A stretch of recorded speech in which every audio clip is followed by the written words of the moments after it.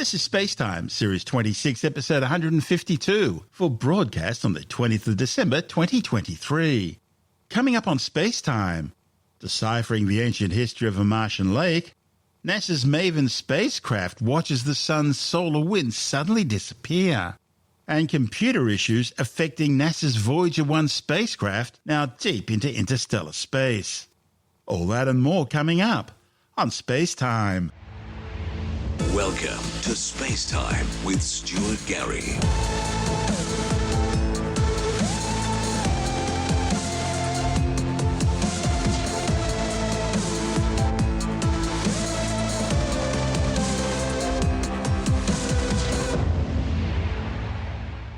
NASA's Mars Perseverance rover's just passed its 1000th Martian day on the Red Planet. The six-wheeled car-sized mobile laboratory is exploring Jezero Crater and the ancient dried-up river delta which flowed into the crater billions of years ago, at a time when Mars was a wetter, warmer place. Perseverance recently completed its exploration of the river delta and the geologic history of the area, collecting some 23 drill core samples for eventual return to Earth. One sample, which has been named Lefroy Bay, contains a large quantity of fine-grained silica, a material here on Earth known to preserve ancient fossils. And another sample, called Otis Peak, holds a significant amount of phosphate, which is often associated with life as we know it, at least here on Earth.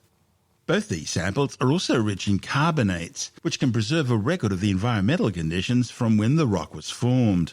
Perseverance project scientist Ken Farley from Caltech says Jezero Crater was selected for the Perseverance landing site because orbital imagery showed a delta, and that's clear evidence that a large lake once filled the crater. You see, a lake is a potential habitable environment, and delta rocks and sediment are a great environment for entombing signs of ancient life as fossils in the geologic record.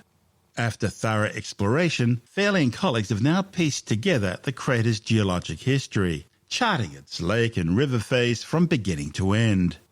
They say Jezero Crater was formed from an ancient asteroid impact almost 4 billion years ago. After Perseverance touched down in the crater in February 2021, the mission team discovered the crater floor is made of igneous rock, which would have been formed from magma underground or from volcanic activity on the surface, most likely as a result of the impact. Later, they found sandstone and mudstone, signaling the arrival of the first river in the crater hundreds of millions of years later. Above these rocks are salt-rich mudstones, signaling the presence of a shallow lake experiencing evaporation. The authors think the lake eventually grew to be up to 35 kilometres wide and at least 30 metres deep. Sometime later, fast-flowing water carried in boulders and sediments from outside Jezero, distributing them on top of the delta and elsewhere in the crater. Farley and colleagues were able to see a broad outline of these chapters in Jezero's history in orbital images, but it required getting up close with Perseverance to really understand the timeline in detail.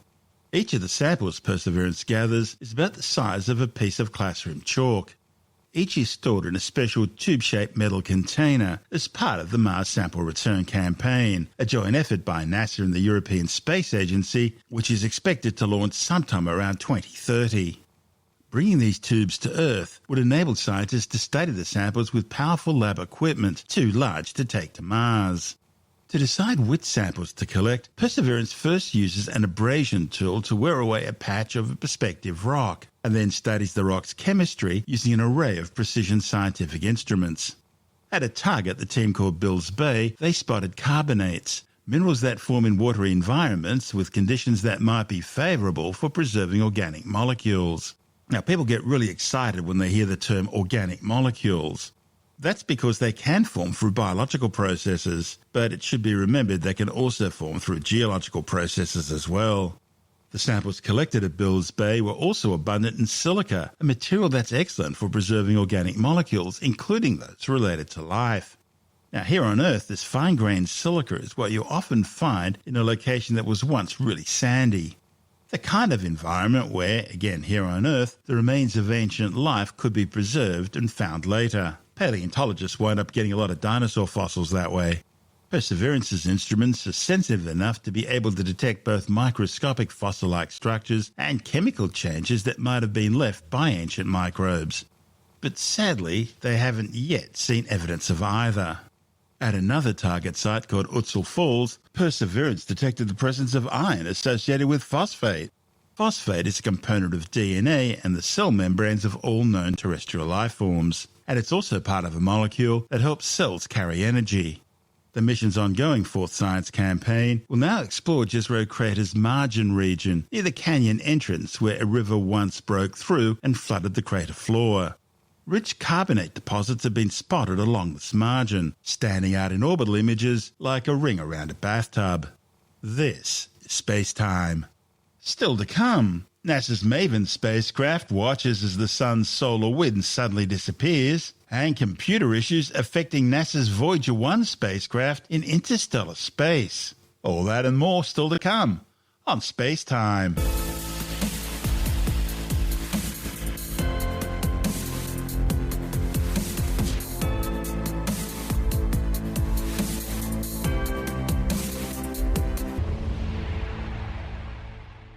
Now, sticking with the red planet, back in December 2022, NASA's Mars Atmosphere and Volatile Evolution, or Maven spacecraft, observed a dramatic and unprecedented disappearance of the solar wind, a constant stream of charged particles flowing out from the sun. This was caused by a special type of solar event that was so powerful it created a void in its wake as it travelled through the solar system. During this event, Maven's measurements at Mars showed that the number of particles making up the solar wind had dropped significantly. And without the pressure of the solar wind, the Martian atmosphere and magnetosphere suddenly expanded by thousands of kilometres. Maven's the only asset currently at Mars that's able to simultaneously observe both the sun's activity and the response of the Martian atmosphere to these solar influences. The study's lead author, Jasper Helicus from the University of Iowa, says that when he first saw the data and how dramatic the drop in solar wind was, it was almost unbelievable. Mars, like all the planets in our solar system, is constantly immersed in the solar wind. The solar wind exerts pressure on the Martian magnetosphere and ionosphere, and it erodes away the Martian atmosphere. The solar event back in December 2022 was caused by faster-moving solar wind that overtook slower-moving solar wind, which acted like a sort of broom, sweeping, compressing the two regions together. This interaction, known as the stream interaction region, left behind a rare void of extremely low-density solar wind in its wake, and this is what was observed by Maven. This disappearance of the solar wind led to some incredible interactions within Mars's magnetosphere and ionosphere. As the density of the solar wind dropped by a factor of 100, it caused the pressure to decrease, and the Martian magnetosphere and ionosphere were able to expand by thousands of kilometres, more than 3 times their usual size, and dramatically change in character. The sun's magnetic field, which is embedded within the Martian ionosphere, was pushed outwards, which transformed the ionosphere from a magnetised to an unmagnetised state. At the same time, the layer between the solar wind and the magnetosphere became unusually electromagnetically quiet. Maven's observations of this dramatic event and subsequent transformation and expansion of the whole system is important to better understand the physics that drive atmospheric and water loss on Mars. Disappearing solar wind events on this scale are extremely rare, and they're produced at a time of increasing solar activity, so this was the first time the Maven mission had the opportunity to observe such a phenomenon since its arrival. While other spacecraft at Mars and Earth also observed other aspects of this event, only Maven was able to simultaneously take measurements from both the Sun and the Martian atmosphere's response to it. As the Sun moves towards solar maximum, the peak of its 11-year solar cycle, the Maven mission could have an even bigger impact of science's understanding of extreme solar events. This report from NASA TV. Today, Mars is a cold desert surrounded by a thin wisp of air, but its dry lake beds and empty river channels point to a warmer, wetter past maintained by a thicker atmosphere. Where did the ancient atmosphere go, and with it, the water? To answer that question, NASA's Maven orbiter has been studying the upper atmosphere of Mars since 2014. Now, it has witnessed a rare phenomenon that was last seen more than 2 decades ago at Earth. Among Maven's suite of science instruments is the Solar Wind Ion Analyzer, which measures electrically charged particles, or ions, surrounding Mars. The largest source of charged particles in the solar system is the Sun, which constantly bombards the planets with a stream of electrons and hydrogen ions. When this solar wind reaches Mars, it interacts with heavier ions in the planet's upper atmosphere. This creates a global magnetic field, or magnetosphere, that deflects the solar wind around Mars in a bow shock. Maven's science orbit is designed to probe these distinct regions in situ. With each pass, it crosses through the magnetosphere, bow shock, and upstream solar wind, measuring changes in ion velocity and density along the way. On December 25, 2022, Maven encountered a sudden and dramatic decrease in solar wind density. As the pressure of the solar wind dropped, the Martian magnetosphere and bow shock ballooned outward, engulfing Maven's orbit. From the spacecraft's perspective, shielded beneath the bow shock, the solar wind had disappeared. In 1999, NASA's ACE satellite observed the same phenomenon at Earth. The solar wind density dropped by more than 98%, causing our planet's magnetosphere to expand to over 5 times its normal size. These rare events occur when a fast-moving region of the solar wind overtakes a slower-moving region, leaving a low-density void in its wake. As quickly as the solar wind had disappeared from Mars, it returned on December 27th and squeezed the magnetosphere and the bow shock back to their usual proportions. Maven could once again feel the solar wind blowing across its instruments, and it could continue to study how Mars had evolved from a wet, hospitable planet into the cold, dry world we see today. This is SpaceTime. Still to come, computer issues affecting NASA's Voyager 1 spacecraft in interstellar space. And later in the science report, researchers have created the world's first supermirrors that operate in the infrared range. All that and more still to come on SpaceTime.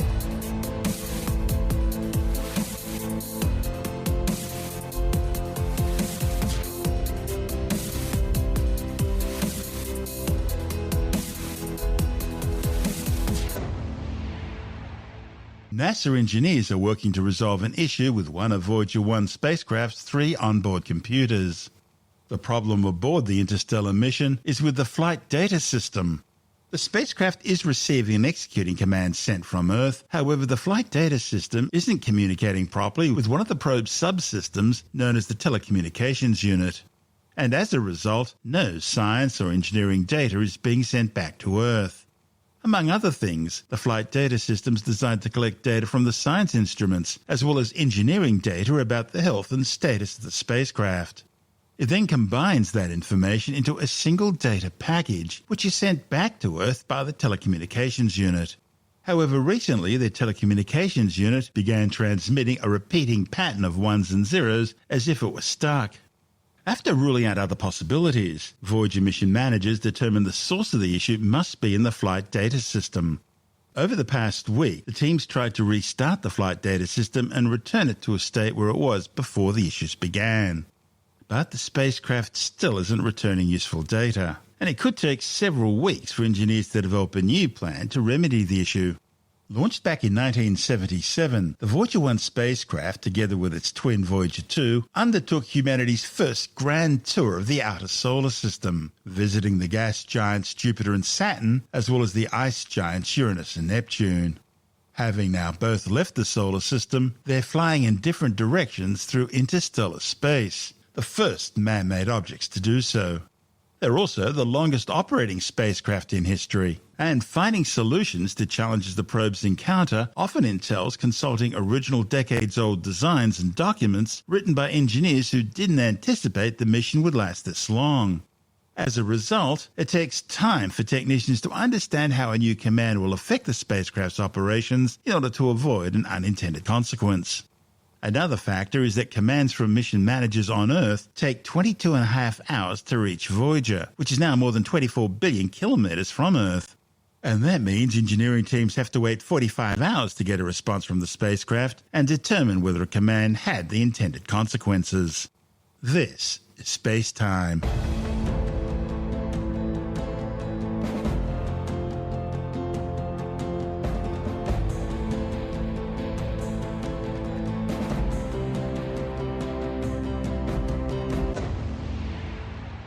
And time now to take another brief look at some of the other stories making news in science this week with the Science Report. Scientists have developed a new inhaled COVID-19 vaccine.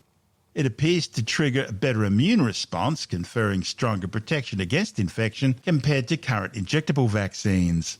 A report in the journal Nature claims the new vaccine, which is based on a modified bacterial protein, is more effective at preventing infection because it primes the airways, which injectable liquid vaccines don't. They say their new vaccine should also be simpler and cheaper to transport, as it's a dry powder that doesn't require cold storage to remain stable. Scientists have created the world's first supermirrors in the infrared range. A report in the journal Nature claims the technology could be used for a range of new applications, including optical spectroscopy for trace gases, new ways of analysing biofuels, developing new industrial lasers for cutting and welding, and new medical lasers which act as scalpels. In the visible wavelength range between 380 and 700 nanometers, advanced metal mirrors achieve a reflectivity of up to 99%. That means one photon's lost for every 99 photons that are successfully reflected. But in the near-infrared range, between around 780 and 2.5 nanometers, specialized mirror coatings have already achieved reflectivity of 99.9997%, meaning only 3 photons are lost for every million reflected. And there's long been a desire to extend this into the mid-infrared range and beyond.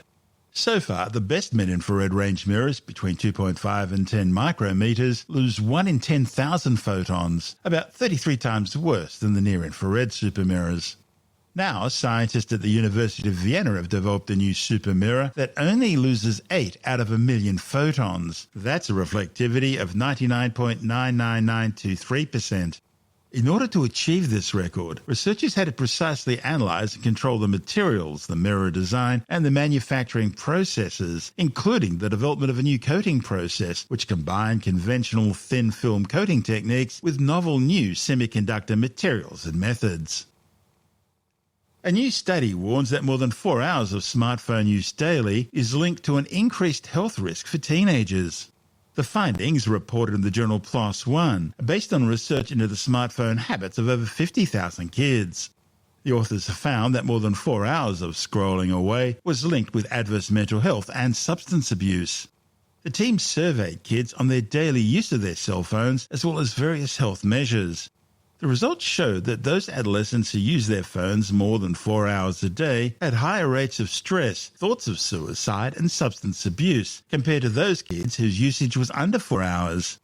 Strangely, the authors also found what might be a sweet spot, with teens who restrained their use to just 1 or 2 hours daily encountering fewer problems than those who weren't using smartphones at all.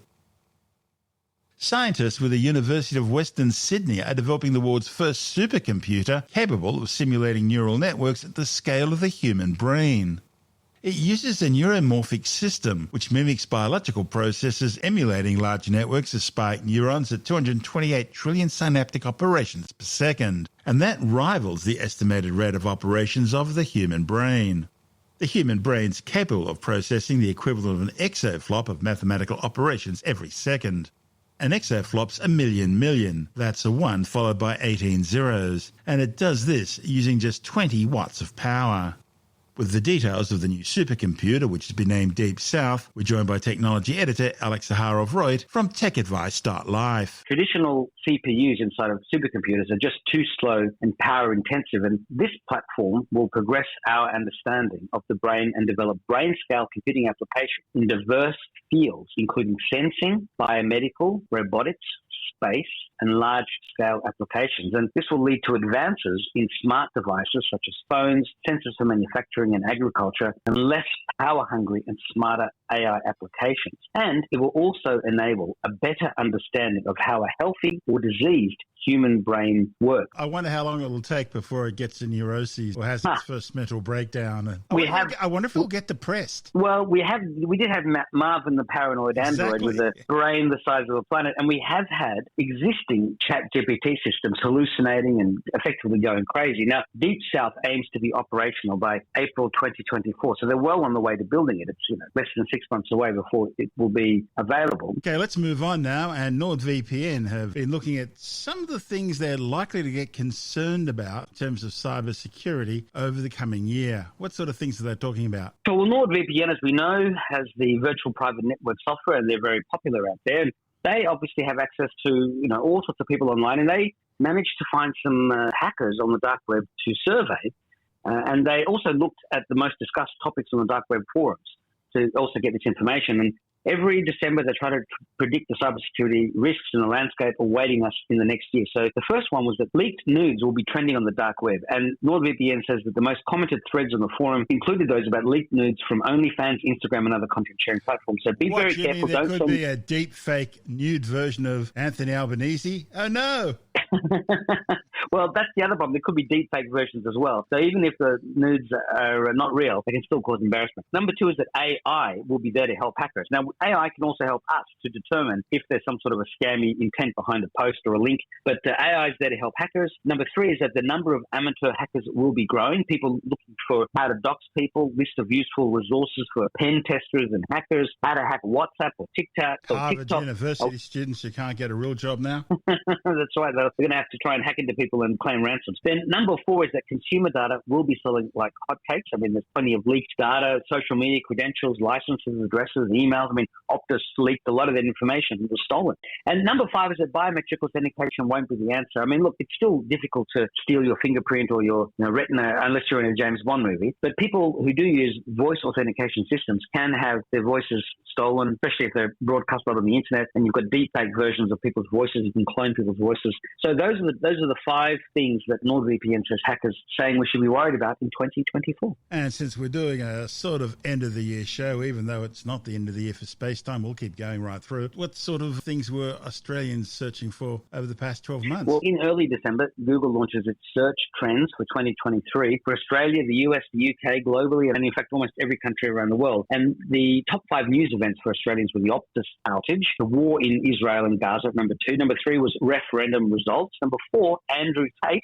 And number five, earthquake in Melbourne. Now, there's lists of Aussies, top losses that we had in terms of Matthew Perry being number one, for example. Number two being Jack Zontrillo. There were movies, Oppenheimer and Barbie were 1 and 2. That was very consistent across the board. Recipes, sports, and those were the Australian ones. Now, in the US, we had the war in Israel and Gaza as number one. Number two was Titanic submarine. I think that would have probably also been to do with the fact that we had the OceanGate implosion of their submarine, which was going to see the Titanic. And then we had three disasters: Hurricane Hillary, Hurricane Idalia, and Hurricane Lee. And this is interesting that it differs from the UK because they didn't actually have a top news section. They actually start off, interestingly and oddly, with people and celebrities. And so there they had a bunch of UK celebrities that were in the news. So Hugh Edwards, who was one of the newsreaders on BBC, I think in some sort of inappropriate relationship. Number two was Philip Schofield, the former one of the morning show, breakfast show presenters, also in an alleged inappropriate relationship. Russell Brand, he's been accused of inappropriate relationships. Andrew Tate, also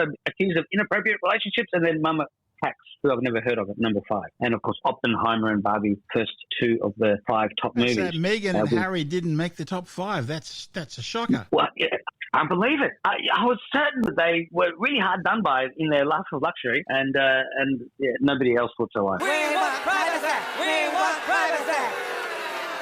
And what else is on the website this week? The latest Apple updates are out and about. There's the Google December 2023 Pixel features drop with updates that go all the way back to the Pixel 5a, including being able to use your phone's cameras as a very high-quality webcam, and all the information and videos from the AMD AI event. Famous Christmas songs turned into scam warnings, like Silent Night and All I Want for Christmas and others. You can read all the lyrics written by AI and tons more, so please come and check it out. That's Alex Zaharov-Reutt from Tech Advice. Start Life.